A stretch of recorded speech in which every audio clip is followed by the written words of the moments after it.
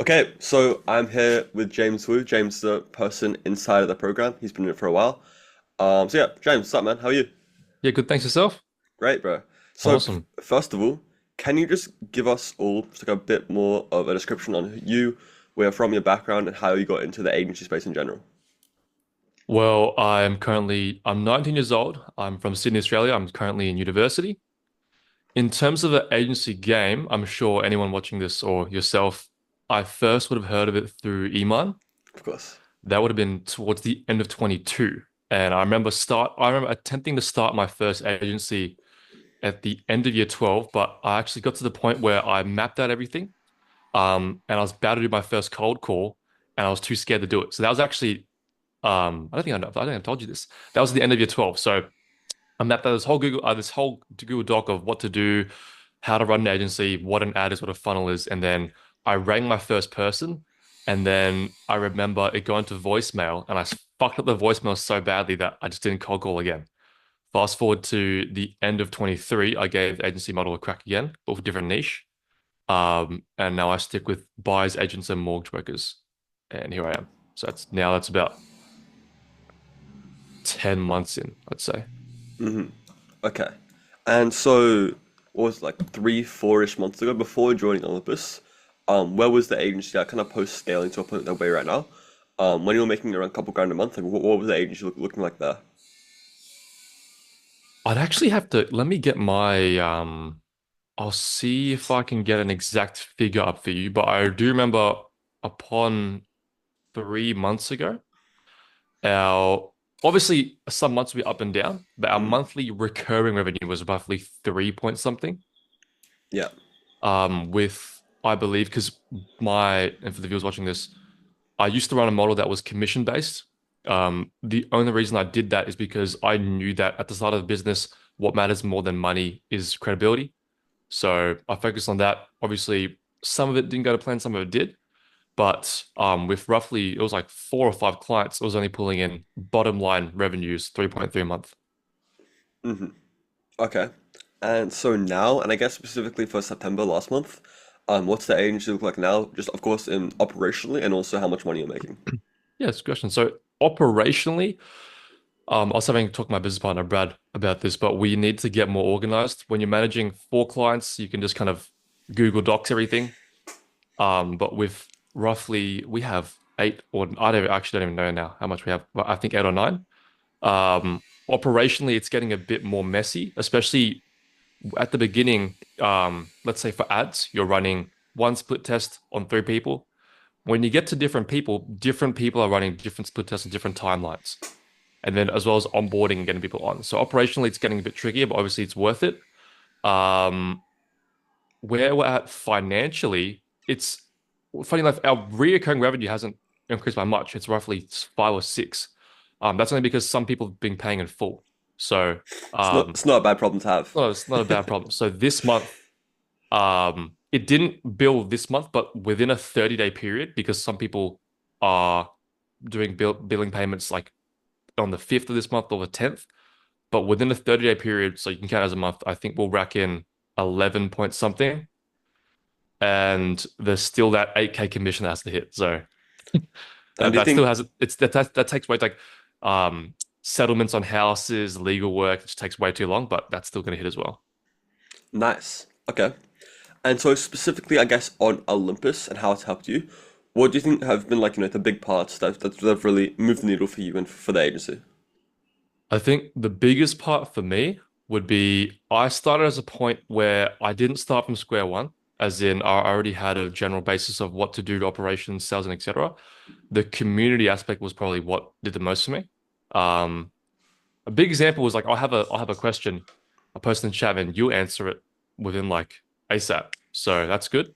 I posted some dumb stuff on there too, and then you tell you and then a big one actually. The biggest game changing light bulb moment was when I Pre-scraping? was yeah I was pre-scraping. I was having a call with you, and then you're like just pre-scrape the leads beforehand, and I'm like oh my fucking God.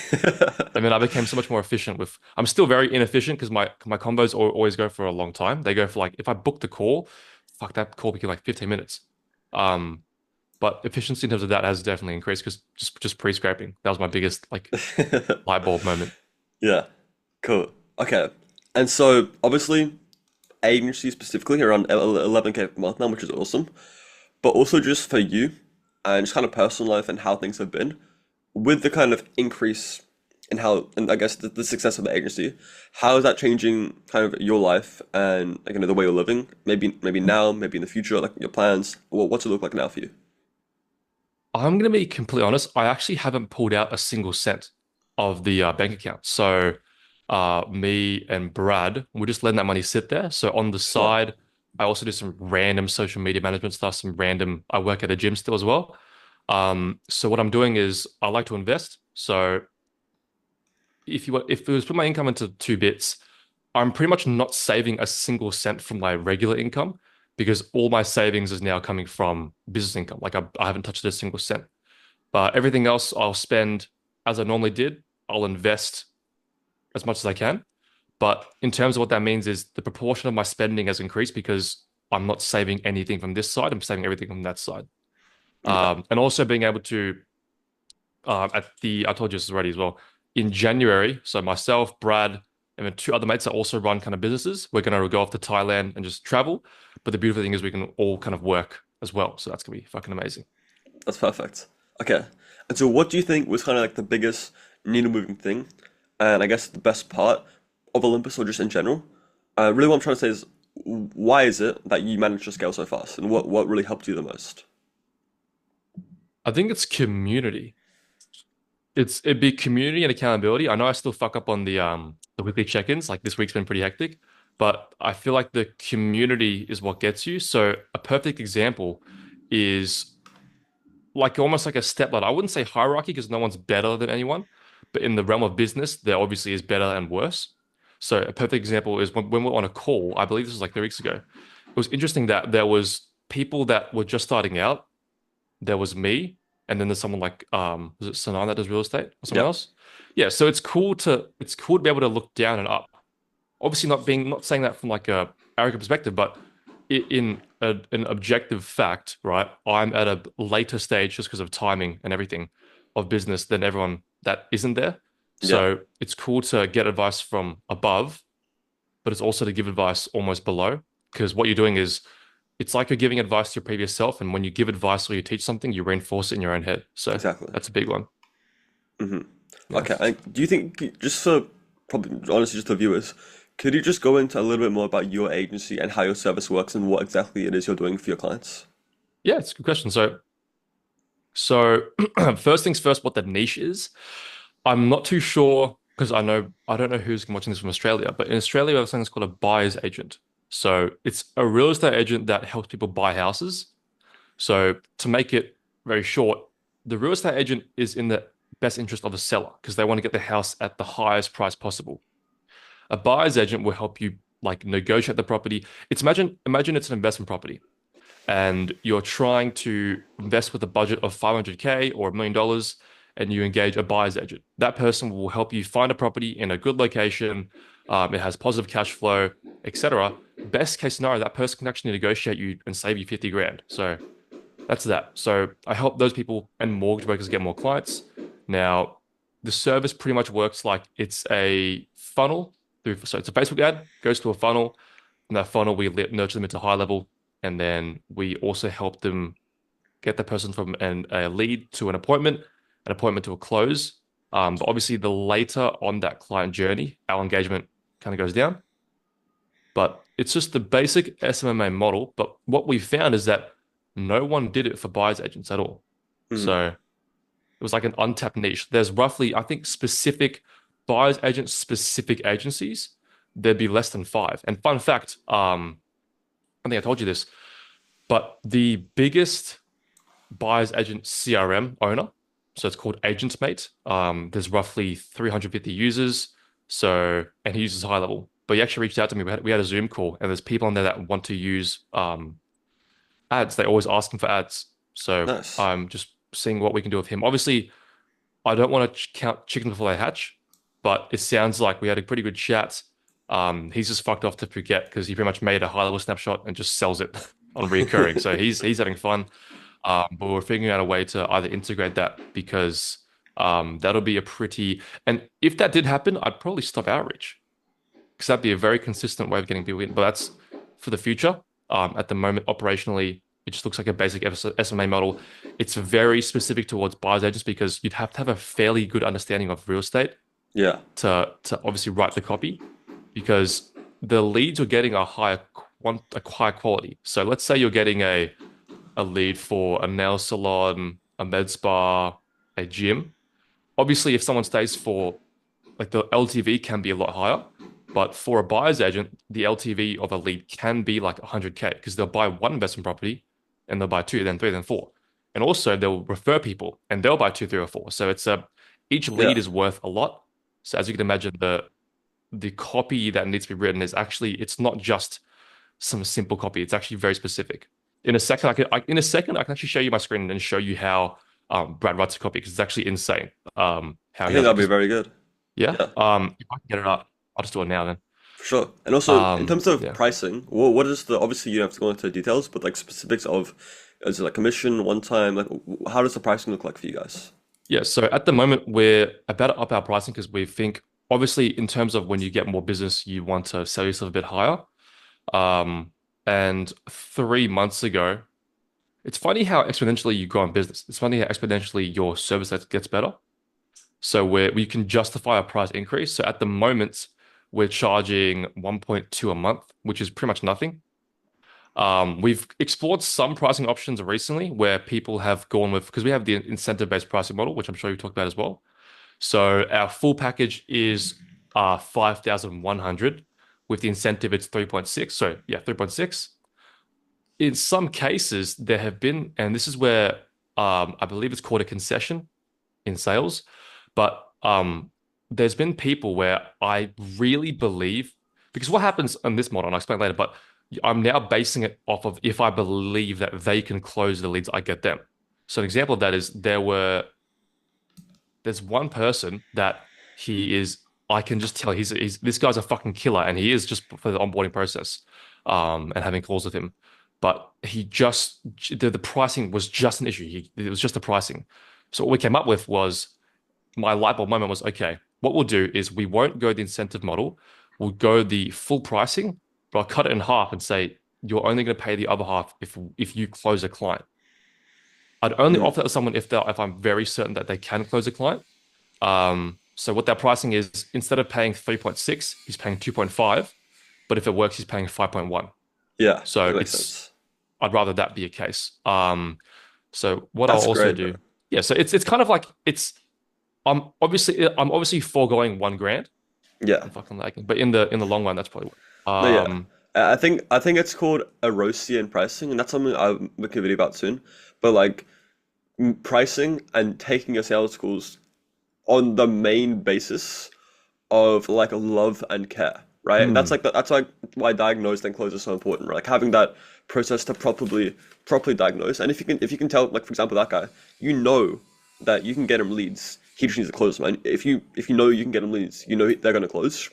Then you're doing it purely out of care and out of love, and that's why you're able to offer him that, right? And that's yeah. gonna like really transfer very well in the call, right? Like he can, I'm sure that's why he closed. He can very much tell that you have exactly what he needs and that it's going to work because you have that Mm, conviction in your voice when you're talking about it from that lens, right? yeah, exactly. Awesome. Okay, and two more questions for you. Mhm. First of all, for you and for the agency, over the next maybe 6, 12 months, what are the goals that you're looking at? We have some big plans actually. The first thing I'm going to do is I map this out in the war map or in a war map. I'm going to spend the next 3 weeks more of just fucking honing down acquisition. Then what I'll do is I'll tone acquisition down a little bit, and then with Brad, we'll focus on product, how we can make the product better.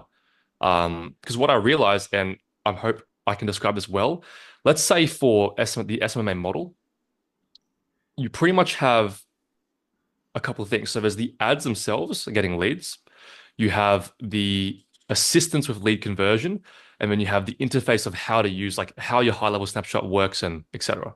I'm very laggy. Let's actually close my that. There we go. So you pretty much have getting the leads, you have assistance with conversion, and you have user interface or friendliness of userness, whatever, right? What I've realized is if I was to rate it, our ads, let's say our ads are at a 7, let's say our assistance conversions at a 4, and our user friendliness is at a 4 as well. You can't get ads to a 10. That's impossible. Because if you got ads to a 10, that means eventually they'll become not a 10 because it'll just get overstimulus, right? So we're going to focus on the conversion help, and we're also going to focus on the kind of user interface and see if we can make that smoother. A big selling point and a big narrative is if we can integrate AI. So a huge one is obviously, let's say you're looking to buy a house, you're going to message this person, or that person's going to ask you so many fucking questions. Like, where's the house? What's this? What's that? If you can get somehow integrate AI into the mix, that'll you can even mark up the price by like 1,000. Like, there's that, and there's also helping people and actually looking more into the nurturing sequence. But we'll up the pricing, and I believe what we can do then is do something where we'll charge on without incentive, so it'll be 6K. With incentive, it'll be 4.5K, which means my concession price, if I need to, will still be 3K up front and Yeah. 6K. So that's my plan. Um, and obviously, I think it's Hormozy that talks about this. It's that you need to, it's just a value thing. Like, how can you make your value so fucking stupid? Like, Price to um, value discrepancy. Yeah. yeah, because as humans, in any human exchange, you're pretty much saying yes because you think you're getting a long end of the stick, Of right? course. So trying to figure out ways to get that because obviously all we need to do is if we helped someone close one client, they still profit. So for the viewers watching, the ticket size for a buyer's agent is anywhere from on the absolute lowest 5K, but it's not really. It's always around 10K. 10K is absolute lowest. It can go up to 15K. If it's a huge house, it can be fucking 80K. So um yeah, it's all dependent on just one golden client. And then just because they get one client, that client will either buy more properties or they will always refer people that buy more properties. So one client isn't worth one client. It can be worth like unlimited actually. Awesome. Okay, that makes sense. So in terms of the agency itself, maybe 6 to 12 months from now, what are the specific maybe numbers or just kind of goals for the agency? Besides, obviously, it's focus on acquisition and then hone in on the product. And so in terms of just purely like, monthly recurring, do you have any goals for that you have in mind? I'd say that at a certain point, I'm saying to Brad, like, dude, if we fucking quit uni, we'd hit 20K a month and we'll sustain that. So we'll both be on 10K a month, we'll be fine. Instantly. So that's one thing. Now, a revenue goal, I'd say very attainable is if we were able to sustain anywhere from 15 to 20K with an increased pricing. So what that does is if we spend long enough on the product and we know what we do, what if we know what we do works, we can just have a handful of clients paying 2K or more in, let's say, 8 months' time, and we even add calling bots, etc. Just a full like more to the pot. So my goal is to sustain, let's say, 15 to 20K on recurring revenue, bottom line, excluding all the random shit. And I reckon that's a pretty good point to be in. Yeah. I agree. Okay, one last thing then, before we wrap this up. What would you say to someone who's like maybe watching this, thinking about booking a call or joining Olympus, whatever it is? What would you have to say to them if they're on the fence? That is a good question. I'd say just trust your gut. There's no harm in trying.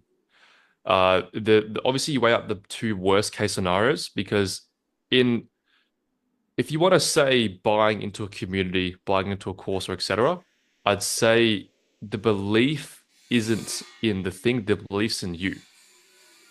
Hmm, So it's the matter of if you don't think it can work, it'd probably be your conviction in yourself.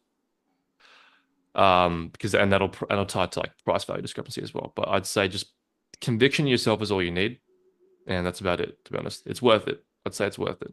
Definitely for community as well. The calls help. I haven't been able to. I really need to do the fucking the sales role play. And also I was actually out with some friends having dinner, and then someone texted me or was on my calendar. It said sales roleplay. I'm like, you doing some sales roleplay? You freaky motherfucker. I'm like, it's not that kind of roleplay, bro. Fuck off. But I need to do one of those soon. So Yeah, bro, come to the calls. Yeah, yeah, definitely need to. Okay, yeah. well, thank you very much. I think it's been good. And I think also just for you, this we talked about this before, right? Just for you, this is going to be a good thing to look back at in like 6, 12 months to just see that 100%. see where you are right now, Yeah. right?